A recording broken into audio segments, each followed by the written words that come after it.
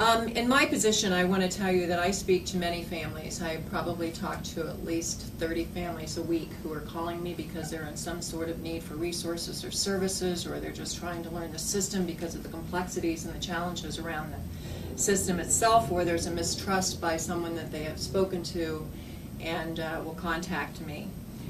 Sometimes it is very difficult for me because they're looking to me as their hope to their problem. And that many times keeps me awake at night because I have been firsthand experienced what it is to be in a crisis. Let me give you a little history first. I am a parent of a 33-year-old who has dual diagnosis, and I am her legal guardian. And I would tell you today that I don't really need to be her legal guardian. She's outstanding. She can speak for herself. I continue to be her legal guardian because she wants me to be her legal guardian.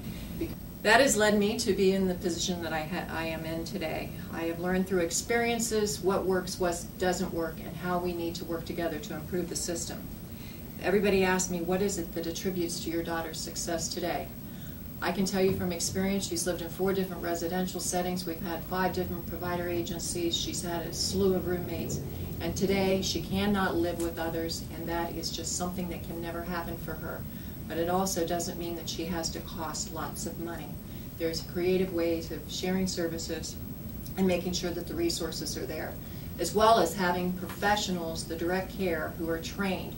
We can develop all the behavior plans, develop all of the assessments, but if we do not have people who really read them and see that they're implemented, then we are failures in what we do. The key to working with individuals who are in the criminal justice system is to make sure that we do have trained professionals working with them. And when I think about IEPs, individual education programs, individual service plans, we often forget the word individual to really understand what that specific person needs. Because I can have 15 diagnoses labeled to my name doesn't mean that you know how to treat me and that you treat me like everybody else that had this other 15 diagnoses. So to really understand that we do not set people up for failure and have the resources available and do creative thinking and creative models to develop around people who are dual diagnosed or in the criminal system. The other thing that is attributed to her success is having what I call the correct cocktail. And the correct cocktail is to know that just also because I have a diagnosis doesn't mean the psychotropic med is the best med that I'm going to benefit as someone else that you may have served with that same diagnosis.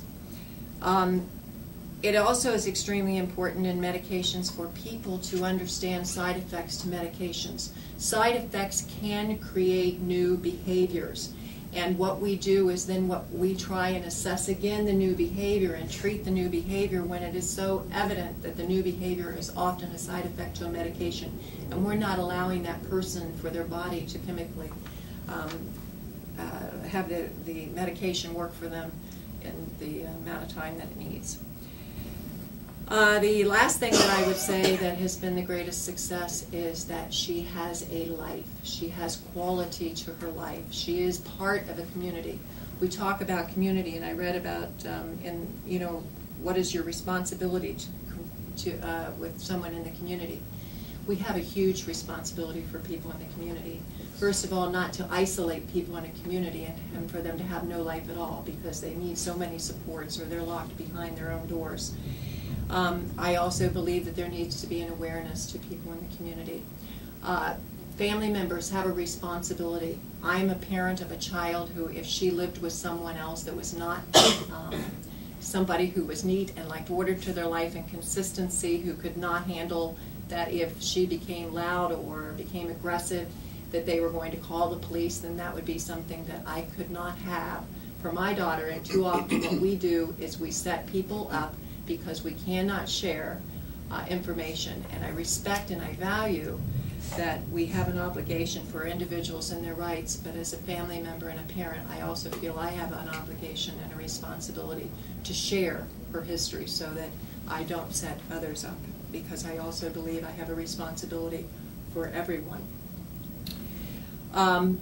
I have often received phone calls from families who are fearful to share the information about their child for fear that they will lose a placement because they no longer can care for their child. They're at risk. They're at crisis in their home.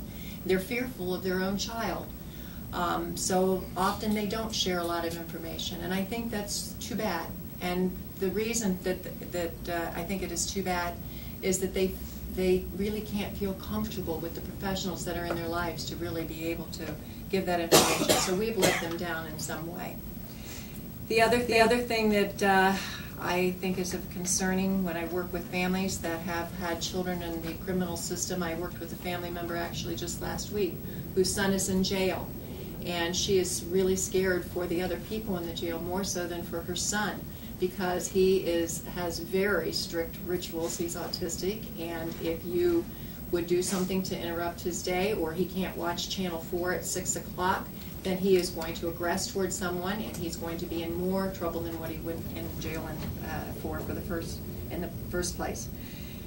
This mother does not know who to call. She doesn't know who to trust. She doesn't know what resources are out there. This is new for her, and what does she need to do? And the first thing, of course, she thinks she needs to do is get a lawyer. But getting a lawyer who also is not specialized with working with our population may be a waste of her dollars. So making sure that these family members are informed as they advocate for their children, and that we as professionals have a responsibility to do so.